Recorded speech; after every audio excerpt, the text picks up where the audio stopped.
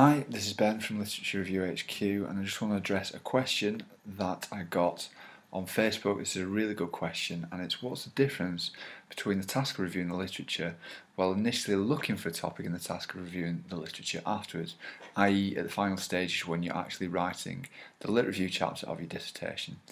This is a great question. I thought I'd be better off answering it in a video. Now essentially the short answer to this is there's no difference, they are the same thing. And basically you can see in the beginning here I've got this blue link aligned to the end. So we've kind of talk about what the commonalities could be. In fact, first I'll address this general branch here. The lit review is kind of dependent. The difference between the beginning and end is kind of dependent on your supervisor. What does your supervisor want at the beginning of your dissertation and at the end, on the institution and on the way that your thesis is structured.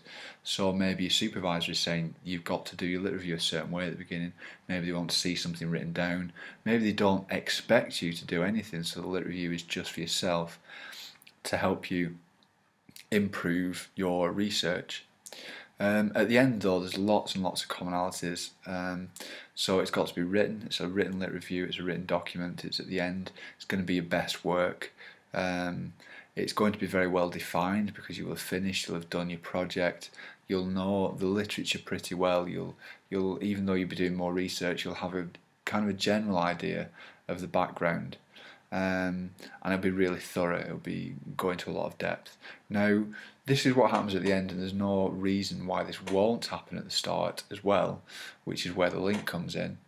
But there's a few extra steps that you might need at the start, and this is because you won't have any background at the very beginning. At the end, or even if you haven't done much literature research, you will have a background of the subject almost by osmosis, by talking to people, by looking up methods, by going to conferences, whatever. You'll have this background. This is what you don't have at the beginning, and this is why the lit review at the beginning will always be different. It will always have this extra step, this exploratory step. It's quite vague. And it basically, one of the best ways to do it is to kind of look at a lot of reviews, look at lots of different reviews that other people have written, to try and get a good understanding, or at least a general understanding of topic areas, even though this understanding won't go very deep.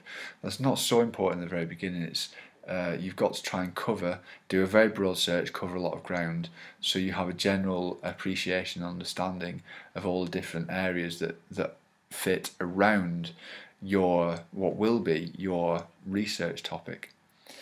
And once you've done that and you kind of find a few areas that interest you and that may be appropriate, then you kind of dig down and go a little bit more deep and go into more detail. And every time you go into more detail, you get rid of some extra areas, some of the peripheral areas that aren't related. And so and then you kind of get into the stage where you actually do have this, as you do at the end, a very well defined view of the literature that you know is very applicable to your research question, to your lit review question.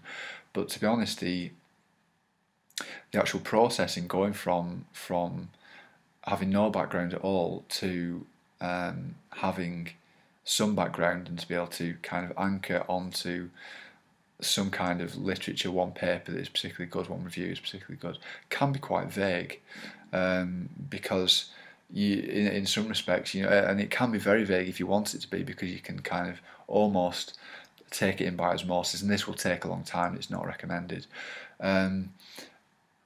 That being said, even if you take steps to make it less vague, it will still be quite vague, but the steps you can take to make it less vague at least. So you can go to your supervisor and say, can you pass me some reviews on this subject so that I can get a good idea of the different fields that are associated with my project quickly. And you can go and do lots of broad searches in the databases and pick out reviews. So I'm talking about picking out review papers that will cover a lot of information but not in so much detail, so that you can get a quick appreciation for lots of different areas. And once you've done this, then that allows you to go into more detail, and then once you get into that stage of going into more detail and having a better understanding of the structure of the literature that you're going to use to write your lit review, that's when the beginning and end actually become very similar processes. At the beginning, How far you take it is very dependent on yourself. How much do you want to write? How much is your supervisor going to make you write? Institution, thesis, etc. But ultimately, they're both going to link together, and at the end, you're going to have the written lit review that's very well defined and very thorough. So I hope that answers your question. Any more questions, then feel free to leave more on Facebook, Twitter, and YouTube. If you found the information there useful and you'd like more, then head over to www.literaturereviewhq.com and sign up to my email list on any of the forums on the website. From the email list, you'll get access to more exclusive videos and downloadable resources that will really help you to get through your literature review. Once again, that's www.literaturereviewhq.com. Thank you very much for listening.